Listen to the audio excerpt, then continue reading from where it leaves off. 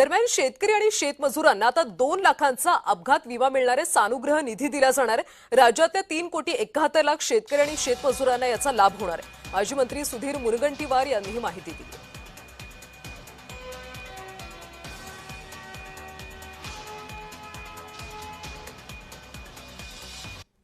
शेतकऱ्याचं कुटुंब तर आलंच, पण आता त्या गावचा शेती नसणारा शेतमजूर सुद्धा या स्वर्गीय गोपीनाथ मुंडे अपघात सानुग्रह अनुदान योजनेत आले आहे।